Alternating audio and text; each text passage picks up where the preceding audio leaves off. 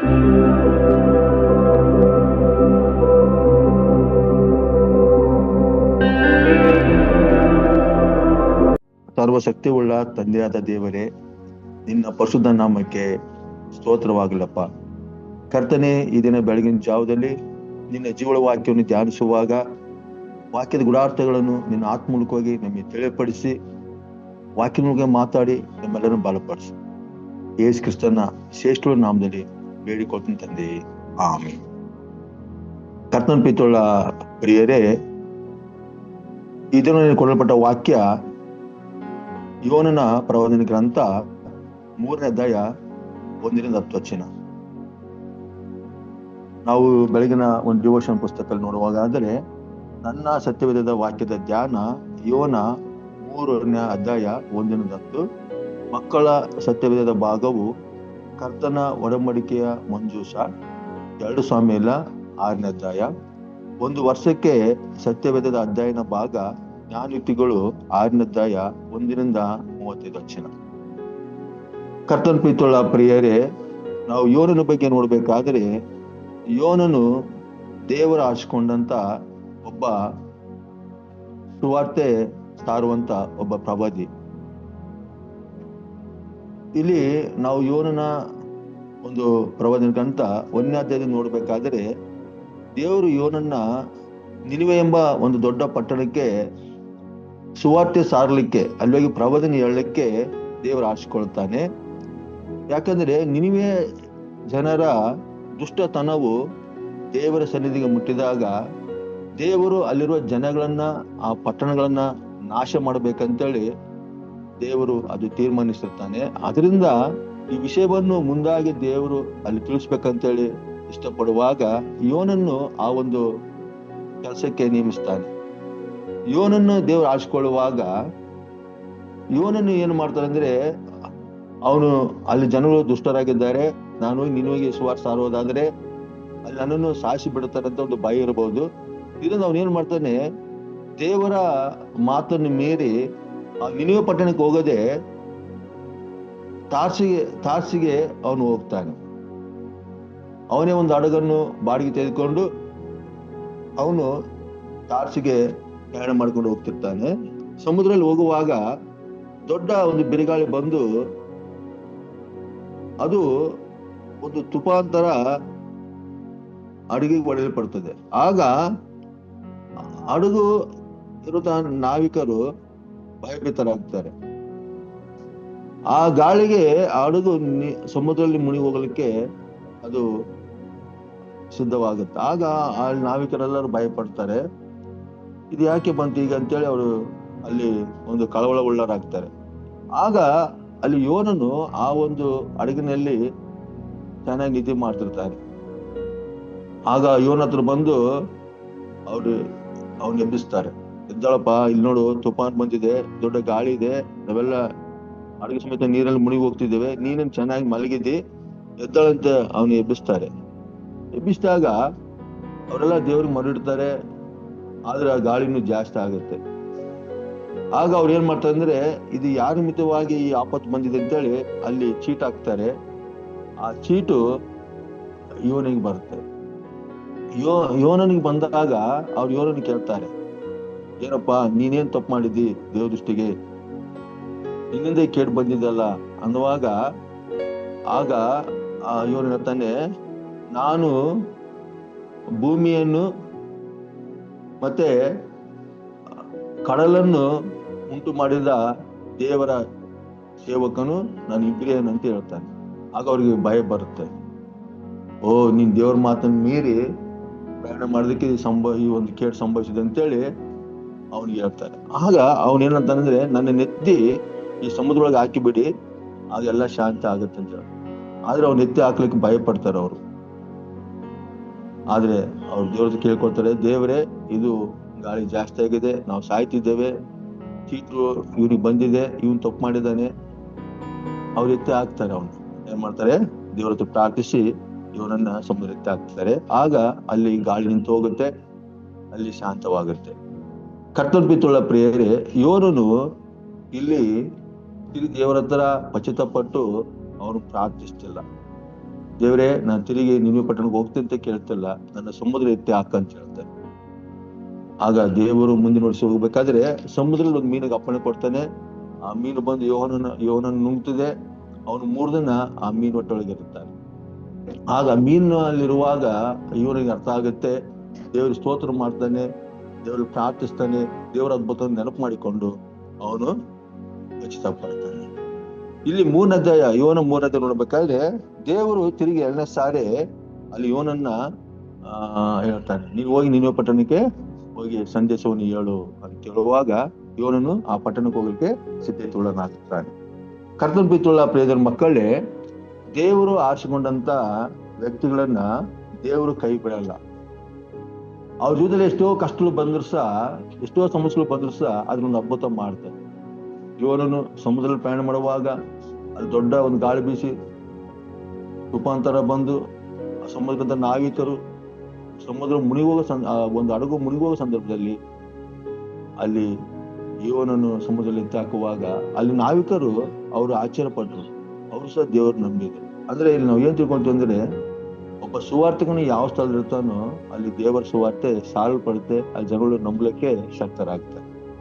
ಅದರಿಂದ ಇವನನ್ನು 2ನೇ ಸಾರಿ ದೇವರು ಕರೆಯುವಾಗ ಅವನು ನಿನ್ವೆ ಪಟ್ಟಣಕ್ಕೆ ಹೋಗ್ತಾನೆ. ಈ ನಿನ್ವೆ ಪಟ್ಟಣ ಕರ್ತವ್ಯ ಇವನನ್ನು ಅಲ್ಲಿ ಇದು ಈ ಪಟ್ಟಣ ಒಳಗೆ ಹೋಗಿ ಸುವಾರ್ತೆ ಸಾರಬೇಕಂದ್ರೆ 3 ದಿನ ಬೇಕಾಗುತ್ತೆ, ಅಷ್ಟು ದೊಡ್ಡ ಪಟ್ಟಣ. ಇಲ್ಲಿ ಯೋಹನನು 40 ದಿನ ಪ್ರಯಾಣ ಮಾಡ್ಕೊಂಡು ಹೋಗಿ ಆ ಪಟ್ಟಣವನ್ನು ಮುಟ್ತಾನೆ. ಯಾವುದು? ನಿನ್ವೆ ಪಟ್ಟಣವನ್ನು.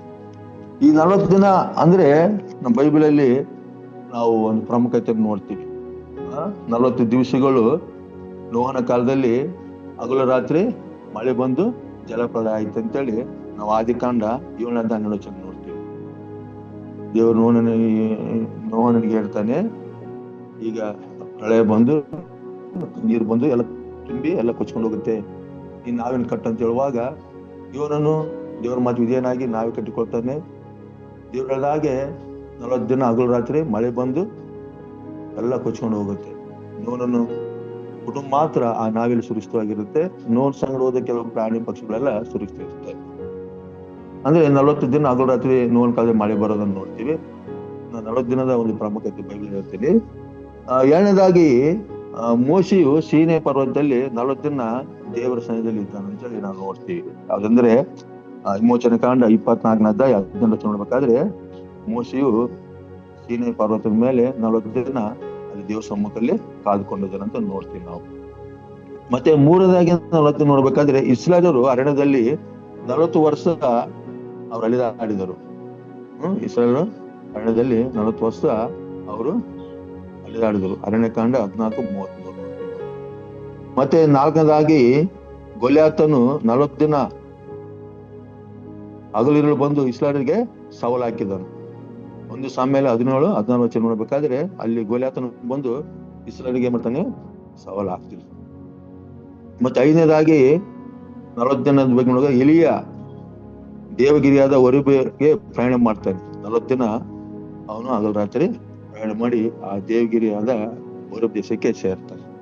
ಮತ್ತೆ 6ನೇದು ಯೋಹನ ಸಂದೇಶ, ಅಂದ್ರೆ ಯೋನನ ಸಂದೇಶ. ಯಾವುದು? ಯೋನ 3 ನಾವು 4 ನೋಡ್ಬೇಕಾದ್ರೆ ಇವನು 40 ದಿನ ಪ್ರಯಾಣ ಮಾಡಿ ಆ ನಿನ್ವೆ ಜನಗಳಿಗೆ ಸುವಾರ್ತೆಯನ್ನು ಸಾರ್ತಾರೆ.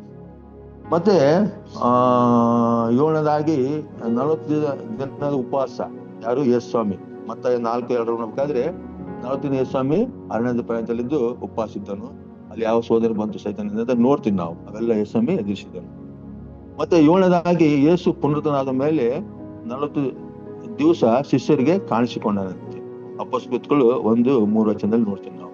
40 ದಿನದ ಒಂದು ಪ್ರಾಮುಖ್ಯತೆ ನಮ್ಮ ಬೈಬಲಲ್ಲಿ ಈ ವಿಷಯಗಳು ಕಾಣ್ಬೇಕಂತ.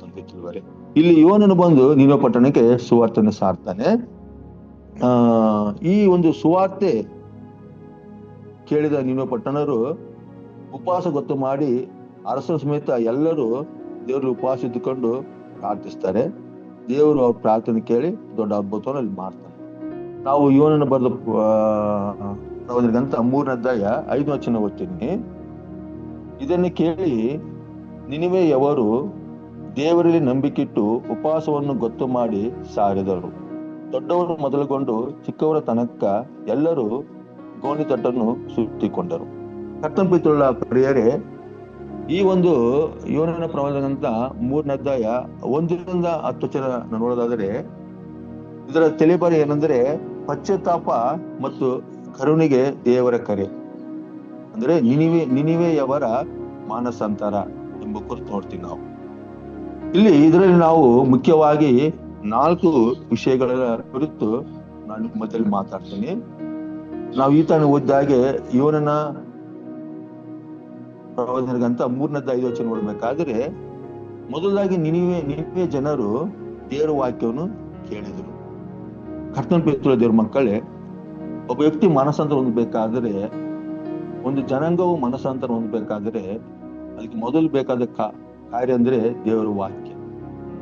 ದೇವರ ವಾಕ್ಯ ಅಲ್ಲಿ ಸಾರಲ್ಪಡುವಾಗ ಅಲ್ಲಿ ಮಾನಸಾಂತರ ಬಗ್ಗೆ ಮೊದಲಾಗಿ ದೇವರ ವಾಕ್ಯ ನಮ್ಗೆ ತಿಳಿಸಲ್ಪಡ್ತಿದೆ. ನಾವು ನೋಡ್ತೀವಿ ಯಾವುದಂದ್ರೆ,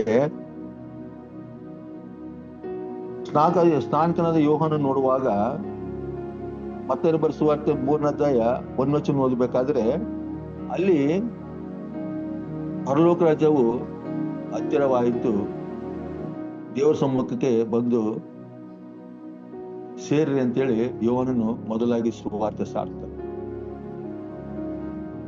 ನಾವು ನೋಡಿ ಯಾವುದು ರೋಮಾಪುರದವರಿಗೆ 16ನೇ ಅಧ್ಯಾಯ 31 ಓದಬೇಕಾದ್ರೆ, ಅಲ್ಲಿ ಪೌಲಶೀಲರನ್ನು ಸೆರೆ ಮೇಲೆ ಹಾಕಿರ್ತಾರೆ. ರಾತ್ರಿ ಸಮಯದಲ್ಲಿ ಪೌಲಶೀಲರು ದೇವರ ಸ್ತುತಿ ಪದಗಳನ್ನು ಆಡುವಾಗ ಅಲ್ಲಿ ಒಂದು ಭೂಕಂಪ ತರ ಆಗಿ ಆ ಸೆರೆಮನೆಯ ಬಾಗಿಲು ತೆರೆಯಲ್ಪಡ್ತವೆ. ಇವ್ರ ಕೈಗಳು ಹಾಕಿದ ಬೇಡಿಗಳು ಕಲಸಿ ಹೋಗ್ತವೆ. ಅಲ್ಲಿ ಸೆರೆಮನೆ ಇರುವಂತ ಅಧಿಕಾರಿಯು ಎಲ್ಲರೂ ಓಡಿ ಹೋಗ್ತಾರೆ ಅಂತೇಳಿ, ಯಾಕಂದ್ರೆ ಅದು ಭೂಕಂಪ ಆದಾಗ ಅಲ್ಲಿ ಬಾಗಿಲು ತೆರೆಯಲ್ಪಟ್ಟಾಗ ಅಲ್ಲಿ ಕತ್ತಲಾಗ್ಬಿಡುತ್ತೆ, ಎಲ್ಲ ಲೈಟ್ಗಳು ಹೋಗ್ಬಿಡುತ್ತವೆ. ಭೂಕಂಪ ಆದಾಗ ಎಲ್ಲ ನಡಿಬಿಡುತ್ತೆ, ಯಾವ್ದು ಇರಲ್ಲ. ಅದನ್ನು ಭಯಪಟ್ಟು ಎಲ್ಲರೂ ಓಡಿ ಹೋದ್ರು ಅಂತೇಳಿ ಅವನು ಏನ್ ಮಾಡ್ತಾನೆ, ತನ್ನ ಕತ್ತಿಯನ್ನು ತೆಗೆದುಕೊಂಡು ಸಾಯಕ್ಕೆ ಸಿದ್ಧನಾಗ್ತಾನೆ. ಆಗ ಅಲ್ಲಿ ಪೌಲ ನಿಲ್ಲಿಸ್ತಾನೆ, ನಾವೇನು ಹೋಗಲ್ಲಪ್ಪ, ಇಲ್ಲಿರ್ತೀವಿ ಅಂತ ಹೇಳ್ತಾನೆ. ಆಗ ಅಲ್ಲಿ ನೋಡುವಾಗ ಯಾವುದು ಅಪೊಸ್ತಲರು 16:31 ನೋಡ್ಬೇಕಾದ್ರೆ ವಚನದಲ್ಲಿ 16:31 ಅಲ್ಲಿ ಸೆರೆಮನೆ ಅಧಿಕಾರಿಗೆ ಕುಟುಂಬಕ್ಕೆ ಪೌಲನು ದೇವರ ಸುವಾರ್ತೆಯನ್ನು ಹೇಳ್ತಾನೆ, ದೇವರ ವಾಕ್ಯವನ್ನು ಸಾರ್ತಾನೆ. ಅಲ್ಲಿ ಆ ಕುಟುಂಬದವರು ಯೇಸು ಮೇಲೆ ನಂಬಿಕೆ ಇಟ್ಟು ವಿಶ್ವಾಸ ತೆಗೆದುಕೊಳ್ತಾರೆ ಮತ್ತು ಅವ್ರು ರಕ್ಷಣೆ ಮಾಡ್ಕೊಂಡು ಬರ್ತಾರೆ. ಅದನ್ನು ಕರ್ತನ ಸುವಾರ್ತೆ ಸಾರುವುದು, ದೇವ್ರ ವಾಕ್ಯ ಕೇಳೋದು ಒಂದು ಮಾನಸಾಂತರ ಪಡ್ಲಿಕ್ಕೆ ಅದು ಸಹಾಯವಾಗುತ್ತೆ. ಯಾಕಂದ್ರೆ ದೇವ್ರ ವಾಕ್ಯ ಹೇಳದಿದ್ರೆ ಮಾನಸಾಂತರ ಪಡೋರು ಯಾರು? ಹೋರಾದ ಹೇಳ್ತಾನೆ, ಯಾವ್ದು ರೋಮ 10:14 ಹೇಳ್ತಾನೆ, ಸಾರೋನಿಲ್ಲದೆ ಇರುವಾಗ ನಂಬುವನಿಲ್ಲ ಅಂತ ಹೇಳ್ತಾನೆ. ಸಾರಲ್ಪಡುವವನು ಕಳಿಸಲ್ಪಡುವಾಗ ಅಲ್ಲಿ ಹೋಗಿ ಜನರು ನಂಬಲಿಕ್ಕೆ ಸಾಧ್ಯವಾಗುತ್ತೆ. ಅದಕ್ಕೆ ತಾನೆ ಸುವಾರ್ತೆ ಸಾರುವನ ಪಾದಗಳು ಅಂದವಾಗಿದೆ. ಅದರಿಂದ ದೇವರ ಸುವಾರ್ತೆ ಮಾಡುವಂತ ಒಂದು ಸೇವಕರ ಒಂದು ಬಂದು ದೇವರ ವಾಕ್ಯ ಹೇಳುವಾಗ ನಿಜವಾಗಲೂ ಅದು ದೊಡ್ಡ ಕಾರ್ಯವಾಗಿದೆ. ಕರ್ತನ ಯೋನನು ನಿನಿವೆ ಪಟ್ಟಣಕ್ಕೆ ಸಾರುವಾಗ ಜನರು ದೇವರ ವಾಕ್ಯವನ್ನು ಕೇಳಿದ್ರು. ದೇವರ ವಾಕ್ಯ ಕೇಳಿ ಅವ್ರು ಮಾನಸಾಂತರ ಪಡ್ಲಿಕ್ಕೆ ಸಿದ್ಧರಾದ್ರು. ಅವ್ರ ತಪ್ಪು ಅವ್ರಿಗೆ ಅರ್ಥ ಆಯ್ತು. ದೇವರ ವಾಕ್ಯ ಮೂಲಕ ಯಾರಿಗನ ತಪ್ಪಾದ ಕಾರ್ಯಗಳ ಬಗ್ಗೆ ವಾಕ್ಯ ಮೂಲಕ ತಿಳಿಸುವಾಗ ಅವರು ಅದು ಪಶ್ಚಾತ್ತಾಪಪಟ್ಟು ಮಾನಸಾಂತರ ಪಡುವಾಗ ಅದು ದೊಡ್ಡ ಆಶೀರ್ವಾದ. ಅದರಿಂದ ದೇವರ ಸೇವಕರಿಗೆ ದೇವರು ಜನಗಳ ಒಂದು ತಪ್ಪುಗಳನ್ನ, ಜನಗಳ ದುಷ್ಕೃತ್ಯಗಳನ್ನ ದೇವರ ವಾಕ್ಯನಿಗೆ ಎಚ್ಚರಿಸಲಿಕ್ಕೆ ದೇವರು ಆರಿಸಿಕೊಂಡಿದ್ದಾನೆ. ಅದನ್ನ ನಿನಿವೆ ಪಟ್ಟಣಕ್ಕೆ ಹೋಗಿ ಯೋನನು ಆ ಕಾರ್ಯವನ್ನು ಮಾಡ್ತಿದ್ದಾನೆ. ಅಲ್ಲಿ ಜನಗಳು ದೇವರ ವಾಕ್ಯವನ್ನು ಕೇಳಿದ್ರು. ಕರ್ತನ ನಾವು ನೋಡ್ತೀವಿ ಮುಂದುವರಿಸಿ ಯೇಸು ಹೇಳ್ತಾನೆ, ಮತ್ತೆ ಮಾರ್ಕ್ ನಂಬರ್ ಸುವಾರ್ತೆ 16 ಹೇಳ್ತಾನೆ, ಲೋಕದ ಎಲ್ಲಾ ಕಡೆಗೆ ಹೋಗಿ ಸುವಾರ್ತೆಯನ್ನು ಸಾರ್ರಿ ಅಂತ ಹೇಳ್ತಾನೆ. ಅಂದ್ರೆ ಎಲ್ಲಾ ಕಡೆ ಹೋಗಿ ಸುವಾರ್ತೆಯನ್ನು ಸಾರಿ, ಎಲ್ಲರೂ ಮಾನಸಾಂತರ ಪಡಬೇಕು. ಇದು ದೇವಚಿತವಾಗಿದೆ. ಮತ್ತಾಯ 7ನೇ ಅಧ್ಯಾಯ 24-25 ನೋಡ್ಬೇಕಾದ್ರೆ, ದೇವರ ವಾಕ್ಯವನ್ನು ಯಾರು ಕೇಳ್ತಾರೋ ಅದರಂತೆ ಯಾರು ನಡೀತಾರೋ ಅವನೇ ಬುದ್ಧಿವಂತನಂತ ಹೇಳ್ತಾನೆ ಸರ್. ದೇವರ ವಾಕ್ಯವನ್ನು ಯಾರು ಕೇಳ್ತಾರೋ ಅದರಂತೆ ಯಾರು ನಡ್ಕೊಳ್ತಾರೋ ಅವರೇ ಬುದ್ಧಿವಂತರು. ಅದರಿಂದ ಕರ್ತನ ಅದರಿಂದ ದೇವರ ವಾಕ್ಯ ಸಾರುವಾಗ, ದೇವರ ವಾಕ್ಯವನ್ನು ಕೇಳುವಾಗ ಅದೆಲ್ಲ ಮಾನಸಾಂತರಕ್ಕೆ ಒಂದು ಕಾರಣವಾಗಿದೆ. ಈ ನಿನಿವೆ ಪಟ್ಟಣ ದೇವರ ವಾಕ್ಯವನ್ನು ಕೇಳಿದ್ರು, ಅವ್ರು ಮಾನಸಾಂತರ ಪಡ್ಲಿಕ್ಕೆ ಸಿದ್ಧರಾದರು. 7ನೇ ಕರ್ತನ ಇಲ್ಲಿ ಹೇಳ್ತಿದೆ, ಯಾವುದು ಯೋನ 3:5 ಇದನ್ನು ಕೇಳಿ ನಿನಿವೆಯವರು ದೇವರಲ್ಲಿ ನಂಬಿಕೆ ಇಟ್ಟರು. ನೋಡಿ, ದೇವರಲ್ಲಿ ನಂಬಿಕೆ ಇಡಬೇಕು, ದೇವರ ವಾಕ್ಯನ ಕೇಳಬೇಕು, ಎರಡನೇದಾಗಿ ದೇವರನ್ನ ನಂಬಬೇಕು. ಅದು ಬಹಳ ಮುಖ್ಯ. ಅದೇ ತಾನೆ ಮಾರ್ಗಮರ ಸುವಾರ್ತೆ ಯಾವ್ದೋ 16:17 ಹೇಳ್ತಾನೆ, ಯಾರು ನಂಬಿ ದೀಕ್ಷಾ ತೆಗೆದುಕೊಳ್ತಾರೋ ಅವರು ದಂಡನೆ ಹೊಂದಲಾರರು, ನಂಬದೆ ಹೋಗೋರು ಅವ್ರ ದಂಡನೆಗೆ ಒಳಗಾಗ್ತಾರೆ. ಯಾವಾಗ ನಾವು ಯೇಸು ನಂಬಿ ದೀಕ್ಷಾ ತೆಗೆದುಕೊಳ್ತೀವೋ ಆಗ ತಿಳಿದ್ರೆ ನಾವು ರಕ್ಷಣೆ ಹೊಂದ್ತೀವಿ. ಮಾರ್ಕ 9:23 ಹೇಳ್ತಿದೆ, ಯೇಸು ಹೇಳ್ತಾನೆ, ನಂಬಿದರೆ ಎಲ್ಲ ಆಗುವುದು. ಯೇಸು ನಂಬಬೇಕು, ನಂಬಿದಾಗ ಮಾತ್ರ ಎಲ್ಲಾ ಕಾರ್ಯಗಳು ದೇವ್ರು ಮಾಡ್ಲಿಕ್ಕೆ ಶಕ್ತನಾಗಿದ್ದಾನೆ. ಯೋಹಾನ 11:26 ಹೇಳ್ತಾನೆ ಸ್ವಾಮಿ, ಬದುಕುತ್ತಾ ನಂಬುವವನು ಎಂದಿಗೂ ಸಾಯುವುದಿಲ್ಲ. ನಮ್ಮ ನಂಬಿಕೆಯು ಯೇಸುವಿನಲ್ಲಿ ಪ್ರತಿದಿನ ಇರಬೇಕು. ನಾವು ಪ್ರತಿದಿನ ನಂಬಿಕೆಯಲ್ಲಿ ಜೀವಿಸುತ್ತಾ ಹೋದಂಗಲ್ಲ ನಾವು ನಾಶವಾಗಿ ಹೋಗಲಾರು. ನಾವು ಪ್ರತಿದಿನ ಯೇಸು ನಂಬಿಕೆಯಲ್ಲಿ ಜೀವಿಸಿದಾಗ ನಿತ್ಯ ಜೀವ ಸಿಕ್ಕೇ ಸಿಗುತ್ತದೆ. ಅದನ್ನೇ ಹೇಳ್ತಾನೆ ಯೋಹಾನ 11:26 ಹೇಳ್ತಾನೆ, ಬದುಕುತ್ತಾ ಪ್ರತಿದಿನ ನಂಬುವವನು ಎಂದಿಗೂ ಸಾಯುವುದಿಲ್ಲ. ಅದರಿಂದ ಪ್ರತಿದಿನ ನಾವು ದೇವರ ನಂಬಿಕೆಯಲ್ಲಿ ನಾವು ದೃಢವಾಗಿ ಮುಂದೆ ಹೋಗುವಂತರಾಗ್ಬೇಕು. ಇವರು ನಂಬಿದ್ರು, ಮೊದಲು ದೇವರ ವಾಕ್ಯವನ್ನು ಕೇಳಿದ್ರು, ಎರಡನೇದಾಗಿ ದೇವರನ್ನ ನಂಬಿದ್ರು. ಮತ್ತೆ ಮೂರನೇ ಕಥೆ ಯೋಹಾನ 3:5 ಹೇಳ್ತದೆ ಅದು ವಾಕ್ಯ. ಅಲ್ಲಿ ಹೇಳ್ತದೆ ಏನಂದ್ರೆ, ಉಪವಾಸವನ್ನು ಗೊತ್ತು ಮಾಡಿ ಸಾರಿದರು. ಮತ್ತೆ ಉಪವಾಸ ಮಾಡಿದರು. ಉಪವಾಸ ಮಾಡಿದರು ಅಂದ್ರೆ ಉಪವಾಸ ಅಂದ್ರೆ ಕಥೆ ತಮ್ಮ ಜೀವಿತವನ್ನು ದೇವ್ರ ಕೈಯಲ್ಲಿ ಒಪ್ಪಿಸಲ್ಪಟ್ರು. ತಮ್ಮ ಜೀವಿತ ಮಾಡಿದ್ರು, ದೇವ್ರ ಕೈಯಲ್ಲಿ ಒಪ್ಪಿಸಲ್ಪಟ್ರು. ಅಂದ್ರೆ ತಮ್ಮಂತ ದೇವ್ರ ಮುಂದೆ ತೆಗ್ಗಿಸ್ಕೊಂಡ್ರು. ನಾವು 1 ಪೇತ್ರ 5:6 ನೋಡ್ಬೇಕಾದ್ರೆ ಅಲ್ಲಿ ಪೇತ್ರ ಹೇಳ್ತಾನೆ, ದೇವರ ಕಾನೂನುಗಳ ಹಸ್ತದ ಕೆಳಗೆ ನಿಮ್ಮನ್ನು ತೆಗ್ಗಿಸಿಕೊಳ್ರಿ, ಆಗ ಆತ ನಿಮ್ಮನ್ನು ಮೇಲಕ್ಕೆ ತರುತ್ತಾನೆ. ಉಪವಾಸ ಅಂದ್ರೆ ನಮ್ಮನ್ನು ನಾವು ದೇವರ ಕೈಲಿ ಒಪ್ಪಿಸುವ. ನಾವು ಯಾವಾಗ ನಮ್ಮ ಜೀವಿತವನ್ನು ದೇವರ ಕೈಲಿ ಒಪ್ಪಿಸ್ತೀವೋ ದೇವರು ಖಂಡಿತ ನಮ್ಮನ್ನ ಕೈ ಹಿಡಿದು ನಡೆಸಲಿಕ್ಕೆ ಶಕ್ತನಾಗಿದ್ದಾರೆ. ನಾವಿಲ್ಲಿ ನೋಡ್ತೀವಿ, ಯಾವುದು ಅಪೊಸ್ತಲರು 2 ಪೂರ್ವಕಾಲವೃತ್ತಾಂತ 20ನೇ ಅಧ್ಯಾಯ 12-13 ನೋಡ್ಬೇಕಾದ್ರೆ ಅಲ್ಲಿ ಯೋಷಾಫಾಟನು ಯೋಧರ ಕುಟುಂಬ ಸಮೇತವಾಗಿ ಉಪವಾಸ ಇದ್ದುಕೊಂಡು ದೇವರ ಮುಂದೆ ನಿಂತರಲ್ಲಿ, ದೇವರೇ ಇಲ್ಲಿ ಬರುವಂತ ಸೈನ್ಯವನ್ನು ಎದುರಿಸಲಿಕ್ಕೆ ನಮ್ಮಲ್ಲಿ ಬಲವಿಲ್ಲ. ಅಲ್ಲಿ ಯೋಷಾಫಾಟನಿಗೆ ವಿರುದ್ಧವಾಗಿ 4 ರಾಷ್ಟ್ರಗಳ ಸೈನಿಕರು ಯುದ್ಧಕ್ಕೆ ಬರುವಾಗ ಅವರಲ್ಲಿ ಎದುರಿಸೋ ಶಕ್ತಿ ಇಲ್ಲದಾಗ, ಅಂತ ಸೈನ್ಯ ಇಲ್ಲದಾಗ ಅವ್ರು ಉಪವಾಸ ಗೊತ್ತು ಮಾಡಿ ದೇವರ ಸಮ್ಮುಖದಲ್ಲಿ ನಿಂತುಕೊಂಡ್ರೆ. 2 ಪೂರ್ವಕಾಲವೃತ್ತಾಂತ 20ನೇ ಅಧ್ಯಾಯ 12-13 ನೋಡ್ಬೇಕಾದ್ರೆ, ದೇವರೇ ಈ ಮಹಾಸೈನ್ಯವನ್ನು ಎದುರಿಸಲಿಕ್ಕೆ ನಮ್ಮಲ್ಲಿ ಬಲ ಇಲ್ಲ, ನಾವು ಹೆಂಡತಿ ಮಕ್ಕಳು ಸಮೇತವಾಗಿ ದೇವ್ರ ಮುಂದೆ ನಿಂತ್ಕೊಂಡು ದೇವರ ಬಲವನ್ನು ಕೇಳ್ತಿದ್ದಾರೆ. ಅಂದ್ರೆ ಉಪವಾಸ ಅಂದ್ರೆ ದೇವರ ಸಮ್ಮುಖದಲ್ಲಿ ನಮ್ಮನ್ನು ಒಪ್ಪಿಸಲ್ಪಡುವುದು, ಎರಡನೇದಾಗಿ ದೇವರ ಸನ್ನಿಧಿಯಲ್ಲಿ ಹೋಗಿ ನಾವು ನಿಂತುಕೊಳ್ಳೋದು, ದೇವರೇ ನಮಗೆ ಸಹಾಯ ಮಾಡು, ನಮಗೆ ಬೇಕಾದ ಸಹಾಯ ಮಾಡಿ ಹೇಳೋದು. ಅದೇ ರೀತಿಯಾಗಿ ನಿನಿವೆಯರು ದೇವರ ಸಮ್ಮುಖದಲ್ಲಿ ನಿಂತುಕೊಂಡಿರ್ತಕ್ಕಂಥ. ಮತ್ತೆ 4ನೇ ಕಾರ್ಯ ಏನೆಂದರೆ, ಯೋಹಾನ 3:8 ಓದ್ತೇನೆ ನಾನು. ಯೋಹಾನ 3:8, ಎಲ್ಲರೂ ದೇವರಿಗಾಗಿ ಫಲವಾಗಿ ಮೊರೆಯಿಡಲು ಒಬ್ಬೊಬ್ಬನು ತನ್ನ ದುರ್ಮಾರ್ಗತನವನ್ನು ತಾನು ನಡೆಸ್ತಿದ್ದ ಹಿಂಸೆಯನ್ನು ತಡೆದು ಬಿಡಲಿ. ಇಲ್ಲಿ ಹೊಸ ಜೀವಿತವನ್ನು ಬಯಸಿದ್ರು ಅವರು, ಹೊಸ ಜೀವಿತವನ್ನು, ಹಳೆ ಜೀವಿತ ಹೋಗಿ ಹೊಸ ಜೀವಿತವಾಗಿ ದೇವ್ರ ಮಕ್ಕಳೇ. ದಾವೀದನ ಒಂದು ಮಾತು ಹೇಳ್ತಾನೆ, ಕೀರ್ತನೆ 51:1, ದೇವರೇ ನನಗೆ ಶುದ್ಧ ಹೃದಯವನ್ನು ನಿರ್ಮಿಸಿ ಸ್ಥಿರತತ್ವವನ್ನು ಅನುಗ್ರಹಿಸಿ ನನ್ನನ್ನು ನೂತನ ಪಡಿಸು. ಅಂದ್ರೆ ಹೊಸ ಜೀವನ, ಅಂದ್ರೆ ಮಾರ್ಪಟ್ಟ ಜೀವನ ಬೇಕಾಯ್ತು. ಮತ್ತೆ 5:8 ಹೇಳ್ತಾನೆ ಸ್ವಾಮಿ, ನಿರ್ಮಲ ಚಿತ್ತರು ಧನ್ಯರು, ಅವರು ದೇವರನ್ನು ನೋಡುವರು. ನೋಡಿ, ನಿರ್ಮಲ ಚಿತ್ತರು, ಹೊಸ ಜೀವಿತವನ್ನು ಬಯಸುವಾಗ ಅವ್ರು ಖಂಡಿತವಲ್ಲೂ ದೇವರು ನೋಡ್ಲಿಕ್ಕೆ ಸಾಧ್ಯವಾಗ್ತಾರೆ. ದೇವರು ಅವ್ರಿಗೆ ಹೊಸ ಒಂದು ಮನಸ್ಸನ್ನು ಕೊಡ್ಲಿಕ್ಕೆ ಶಕ್ತನಾಗಿರ್ತಾನೆ.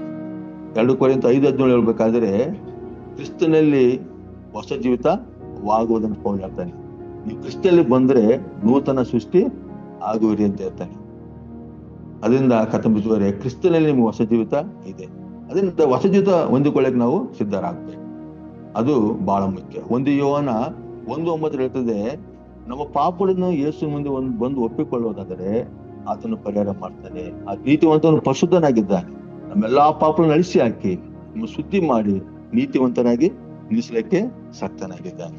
ನಾವು ಪಾಪಗಳನ್ನು ದೇವ್ರ ಮುಂದೆ ಒಪ್ಪಿಕೊಳ್ಳುವಾಗ ದೇವರು ಮನ್ನಿಸ್ತಾನೆ. ಅದೇ ಕಾರ್ಯ ಈ ನಿನೆವೆ ಪಟ್ಟಣದಲ್ಲಿ ಮಾಡಿದ್ರು. ಈ ಒಂದು ಯೋಹನನ್ನು ಹೋಗಿ ಅಲ್ಲಿ ಸುವಾರ್ತೆಯನ್ನು ಸಾರುವಾಗ ದೇವ್ರ ಮಕ್ಕಳೇ ಅದನ್ನು ಕೇಳಿದ್ರು, ಎರಡನೇದಾಗಿ ನಂಬಿದರು, ಮೂರನೇದಾಗಿ ತಮ್ಮನ್ನು ದೇವರ ಕೈಲಿ ಒಪ್ಪಿಸಲ್ಪಟ್ಟರು, 4ನೇ ಕರ್ತನ ತಿಳುವರೆ ಹೊಸ ಜೀವಿತವನ್ನು ಅವರು ಬಯಸಿದರು. ಇದು ದೇವರು ಅಲ್ಲಿ ಮನ ಮರೆತಿದ್ದಾರೆ. ಇವರ 3 ಹೇಳ್ತಿದೆ, ದೇವರು ನಿನೆವೆಯವರ ಕಾರ್ಯಗಳನ್ನು ನೋಡಿ ಅವರು ತಮ್ಮ ದುರ್ಮಾರ್ಗದಿಂದ ತಿರುಗಿಕೊಂಡರೆಂದು ತಿಳಿದು ಮನಮರಿಗೆ ತಾನು ಅವರಿಗೆ ಮಾಡುವೆನೆಂದು ಪ್ರಕಟಿಸಿದ್ದ ಕೇಡನ್ನು ಮಾಡದೆ ಬಿಟ್ಟನು. ಅಲ್ಲೆಲೂಯಾ. ನೋಡಿ, ದೇವರು ಎಂತ ಅದ್ಭುತ ಮಾಡ್ತಾನೆ. ಯಾವಾಗ ನಾವು ದೇವ್ರ ಸಮ್ಮುಖದಲ್ಲಿ ಈ ಕಾರ್ಯಗಳನ್ನು ಮಾಡ್ತೀವೋ ದೇವರ ಮನಸ್ಸನ್ನೇ ನಾವು ಬದಲಿಸ್ತೀವಿ. ದೇವರು ಮನ ಮರುತ್ತಾನೆ. ಆತ ಮನ ಮರಿದಂತ ಆ ಪಟ್ಟಣವನ್ನು ನಾಶ ಮಾಡಬೇಕು, ಆ ಜನವನ್ನು ನಾಶ ಮಾಡ್ಬೇಕಂತೇಳಿ ದೇವರು ತೀರ್ಮಾನಿಸಿದರು. ಕಾರಣ ಅಂದ್ರೆ ಅವ್ರ ದುಷ್ಕೃತ್ಯವು ಹೆಚ್ಚಾಗಿತ್ತು. ಆದ್ರೆ ಯಾವಾಗ ಈ ಕಾರ್ಯಗಳು ಮಾಡ್ತಾರೋ, ದೇವರ ವಾಕ್ಯನ ಕೇಳ್ತಾರೋ, ದೇವರ ನಂಬಿಕೆ ಇಡ್ತಾರೋ, ದೇವರ ಕೈಲಿ ತಮ್ಮನ್ನು ಒಪ್ಪಿಸಲ್ಪಡ್ತಾರೋ, ಹೊಸ ಜೀವಿತನ ಬಯಸ್ತಾರೋ, ದೇವರೇ ಮಾಡ್ತಾನೆ, ಮನ ಮರುತ್ತಾನೆ. ಇದೇ ದೇವರು ಲೋಕದಲ್ಲಿ ಜನರ ಹತ್ರ ಕೇಳೋದು. ಈ ದಿನವೂ ಸಹ ದೇವರು ಈ ಸುವಾರ್ತೆಯನ್ನು ಸಾರ್ತಿದ್ದಾರೆ. ಯಾರು ಸುವಾರ್ತೆಯನ್ನು ಕೇಳಿ ನಂಬ್ತಾರೋ ಅವ್ರು ಖಂಡಿತವಾಗ್ಲೂ ರಕ್ಷಣೆ ಹೊಂದ್ತಾರೆ. ಅದನ್ನು ಕರ್ತನ ತಿಳುವರೆ ಈ ವಾಕ್ಯದಲ್ಲಿ ಈ ವಿಷಯ ನಾವು ದೇವರ ನಾಮದಲ್ಲಿ ತಿಳ್ಕೊಳ್ತೀವಿ. ಮುಂದೆ ಒಬ್ಬ ಸುವಾರ್ಥ ಜೀವನ ಸಾಥಿ ನೋಡೋಣ. ಇವ್ರ ಹೆಸರು ಬಂದು ಜಾನ್ ಬಾಸ್ಕೋ ಎಂಬವರು. ಇವರು ಇಟಲಿ ದೇಶದವರು. ಕರ್ತನ ತಿಳುವರೆ ಇವ್ರ ಜನನ 16/8/1815 ಜನಿಸ್ತಾರೆ. ಮರಣ ಬಂದು 31/1/1888 ಮರಣ ಹೊಂದ್ತಾರೆ. ಇವ್ರ ಕೆಲಸ ಏನಂದ್ರೆ ಸಭಾಪಾಲಕರು ಮತ್ತೆ ಶಿಕ್ಷಣ ತಜ್ಞನಾಗಿರ್ತಾರೆ. ಇವ್ರ ಕುಟುಂಬ ಮಾಡೋದಾದ್ರೆ ಬಡ ಕುಟುಂಬ. ಇವ್ರು ಚಿಕ್ಕ ವಯಸ್ಸಿನಲ್ಲಿ ತಂದೆಯನ್ನು ಕಳ್ಕೊಳ್ತಾರೆ. ಮತ್ತೆ ಇವರು ಸೇವೆ ಕಾರ್ಯಗಳನ್ನು ಯಾವುದರಿಂದ ಪ್ರಾರಂಭಿಸ್ತಾರೆ ಅಂದ್ರೆ ಸೆಲ್ಪಿಯನ್ ಸೊಸೈಟಿಯ ಒಂದು ಸಂಸ್ಥೆ ಮೂಲಕವಾಗಿ ಅದನ್ನ ನಡೆಸ್ತಾರೆ. ಮತ್ತೆ ಇವ್ರ ಸ್ವಭಾವ ಏನೆಂದ್ರೆ ಕರುಣೆ, ಸೃಜನಶೀಲತೆ, ದಯ, ಶಿಸ್ತು, ಸಂತೋಷ ಮತ್ತು ಪ್ರೀತಿಯಿಂದ ಮಕ್ಕಳನ್ನು ನಡೆಸ್ತಿರ್ತಾರೆ. ಇವ್ರ ಅನಾಥ ಮಕ್ಕಳಿಗೆ ನೋಡ್ಕೊಳ್ತಾರೆ ಮತ್ತು ಅವ್ರಿಗೆ ಆಶ್ರಯ ಕೊಡ್ತಾರೆ ಮತ್ತು ವಿದ್ಯಾಭ್ಯಾಸವನ್ನು ಕಲಿಸ್ಕೊಡ್ತಾರೆ. ಮತ್ತು ಅದ್ರ ಮೂಲಕವಾಗಿ ಇವರಿಗೆ ಮುಖ್ಯವಾಗಿ ಆಧ್ಯಾತ್ಮಿಕ ಬಗ್ಗೆ ಹೆಚ್ಚಾಗಿ ಅವ್ರನ್ನ ತಿಳಿಸಿ ಅದರಲ್ಲಿ ಬೆಳವಣಿಗೆ ಬೆಳೆಸ್ತಾರೆ. ಮತ್ತು ಇವರು ಅನೇಕ ಬಡ ಜನಗಳಿಗೆ ಮನೆಯನ್ನು ಸಹ ಕಟ್ಟಿಸಿಕೊಳ್ತಾರೆ. ತಿಳುವರೆ ಈ ರೀತಿಯಾಗಿ ಈ ಒಂದು ಜಾನ್ ಬಾಸ್ಕೋ ಅವರು ಸೇವೆಯನ್ನು ಪ್ರಾರಂಭಿಸ್ತಾರೆ. ಅಂದ್ರೆ ಎಲ್ಲಾ ಕಾರ್ಯಗಳನ್ನು ಅವರು ಪ್ರೀತಿಯಿಂದ, ತಾಳ್ಮೆಯಿಂದ, ಸಂತೋಷದಿಂದ ಮಾಡೋದನ್ನು ನೋಡ್ತೀವಿ. ಈ ದಿನ ಬಂದ್ರೆ ಕರ್ತನ ತಿಳುವರೆ ನಾವು ಸಹ ನಮ್ಮ ಸೇವೆ ಕಾರ್ಯಗಳಲ್ಲಿ ನಾವು ತಗ್ಗಿಸಿಕೊಂಡು ಪ್ರೀತಿಯಿಂದ ಸಂತೋಷವಾಗಿ ದೇವ ಸೇವೆ ಮಾಡುವಾಗ ದೇವ ಜೊತೆಗೆ ನಡೆಸಲಿಕ್ಕೆ ಶಕ್ತನಾಗಿರ್ತಾನೆ. ಇದು ವಾಕ್ಯವನ್ನು ಆಶೀರ್ವಾದ ಮಾಡಲಿ. ಆಮೆನ್. ಪ್ರಾರ್ಥನೆ ಮಾಡೋಣ. ಪರಿಶುದ್ಧನು ಉನ್ನತನು ಸರ್ವಶಕ್ತಿಯುಳ್ಳ ತಂದೆಯಾದ ದೇವರೇ, ನಿನ್ನ ಪರಿಶುದ್ಧ ನಾಮಕ್ಕೆ ಸ್ತೋತ್ರವಾಗಲಿ. ಕರ್ತನೇ, ಈ ಬೆಳಗಿನ ಜಾವದಲ್ಲಿ ನಿನ್ನ ವಾಕ್ಯದ ಮೂಲಕವಾಗಿ ನಮ್ಮೊಟ್ಟಿಗೆ ನೀನು ಮಾತಾಡಿದೆಯಪ್ಪ ದೇವರೇ. ಅಂದು ಇವನನ್ನ ನೀನು ಆರಿಸಿಕೊಂಡಿದ್ದಿ, ಅವ್ನು ನಿನ್ನ ಕೈ ಬಿಡ್ಲಾರಿ ದೇವರೇ. ನೀನ್ ಜೊತೆಗಿದ್ದವ್ನು ನಡೆಸಿ ನಿನ್ನ ಪಟ್ಟಣವರು ರಕ್ಷಣೆ ಬರ್ಲಿಕ್ಕೆ ನೀನು ಸಹಾಯ ಮಾಡಿದೆ. ಈ ದಿನವೂ ಕರ್ತನೆ ನಮ್ಮನ್ನು ಸಹ ನೀನು ಸುವಾರ್ತೆಗೆ ಆರಿಸಿಕೊಂಡಿದೀಯಪ್ಪ ದೇವರೇ. ನಮ್ಮ ಮೂಲಕವಾಗಿ ಅನೇಕ ಜನಗಳಿಗೆ ನೀನು ವಾಕ್ಯವನ್ನು ಬೋಧಿಸಿದ್ದೀವಿ. ಅನೇಕ ಜನಗಳಿಗೆ ಸತ್ಯವನ್ನು ನಂಬಿ ನಿನ್ನ ಮಕ್ಕಳಾಗಿ ಮಾರ್ಪಡಲಿಕ್ಕೆ ನೀನು ಸಹಾಯ ಮಾಡು. ಇನ್ನು ಹೆಚ್ಚಾಗಿ ನಾವು ಸುವಾರ್ತೆ ಮಾಡ್ಲಿಕ್ಕೂ ನಮ್ಗೆ ಒಳ್ಳೆ ಆರೋಗ್ಯ, ಜ್ಞಾನ, ಫಲ ಕೊಡ. ಅನೇಕ ಜನರು ರಕ್ಷಣೆ ತರಲಿಕ್ಕೆ ನೀನು ಸಹಾಯ ಮಾಡಿ. ಕರ್ತನೆ, ಬೆಳಗಿನ ಜಾವದಲ್ಲಿ ಈ ವಾಕ್ಯವನ್ನು ಕೇಳುವ ಪ್ರತಿಯೊಬ್ಬರನ್ನು ಆಶೀರ್ವಾದ ಮಾಡಿ. ಯಾರು ಕಷ್ಟದಲ್ಲಿದ್ದಾರೆ, ಸಮಸ್ಯೆಲಿದ್ದಾರೆ, ಚಿಂತೆಯಲ್ಲಿದ್ದಾರೆ, ದುಃಖದಲ್ಲಿದ್ದಾರೆ, ಎಲ್ಲ ಬಲದ ದೇವರಾಗಿದೆ. ಯೇಸುವಿನ ನಾಮದಲ್ಲಿ ಎಲ್ಲವನ್ನೂ ಪರಿಹಾರ ಮಾಡಿ. ಶಾಂತಿ ಸಮಾಧಾನ ನಿಮ್ಮದು. ಎಲ್ಲರ ಸೇವೆ ಕಾರ್ಯಗಳನ್ನು ಆಶೀರ್ವಾದ ಮಾಡಿ. ಅಷ್ಟು ಮಾತ್ರ ದೇವರೇ, ದೇಶದಲ್ಲಿ ಶಾಂತಿ ಸಮಾಧಾನ ಕೊಡಪ್ಪ. ದೇಶದ ನಾಯಕರು, ಅಧಿಕಾರಿಗಳನ್ನ ಆಶೀರ್ವಾದ ಮಾಡು. ಅವ್ರು ನೇಮಿಸಿದ ದೇವರು ನೀನಾಗಿದ್ದಿ. ನಿನ್ನ ಜ್ಞಾನ ಬದಲಿ ಕರ್ತನೆ ಆ ದೇಶ ಆಡಳಿತ ಮಾಡ್ಲಿಕ್ಕೆ ಸಹಾಯ ಮಾಡು. ದೇಶದಲ್ಲಿ ಸ್ವಾಸ ಎಲ್ಲ ಸೇವಕರನ್ನ, ನಿನ್ನ ನಾಮದಂತ ಎಲ್ಲ ಸಂಘ ಸಂಸ್ಥೆಗಳನ್ನ, ನೀನು ನಂಬಿರುವಂತ ಎಲ್ಲ ನಿನ್ನ ಪ್ರೇಮ ಭಕ್ತರನ್ನ, ವಿಶೇಷವಾಗಿ ನಮ್ಮ ಕಲ್ವಚಾಪ್ ಸಂಸ್ಥೆಯನ್ನ, ಅದು ಮುಖ್ಯಸ್ಥರನ್ನು ನಡೆಯುವಂತ ಎಲ್ಲಾ ಸೇವೆಗಳನ್ನು ನೀನು ಆಶೀರ್ವಾದ ಮಾಡು. ಇವುಗಳ ಸಹಾಯ ಮಾಡಿ ಪ್ರತಿಯೊಬ್ಬ ಸಹಾಯಕರನ್ನು ಆಶೀರ್ವಾದ. ನೀನು ಬೇಕಾದ ಎಲ್ಲ ಸಹಾಯಗಳು ನೀನು ಮಾಡಿ. ಕರ್ತನೆ, ಈ ದಿನವೆಲ್ಲ ನೀ ಜೊತೆಗಿದ್ದು ನಿನ್ನ ಆತ್ಮೂಲಕವಾಗಿ ನಮ್ಮೆಲ್ಲ ನಡ್ಸ್ಕೊಂಡು ಹೋಗ್ಬೇಕಂತ ಯೇಸು ಕ್ರಿಸ್ತನ ಶ್ರೇಷ್ಠವುಳ್ಳ ನಾಮದಲ್ಲಿ ಬೇಡಿಕೊಳ್ತೀನಿ ತಂದೆ. ಆಮೆನ್.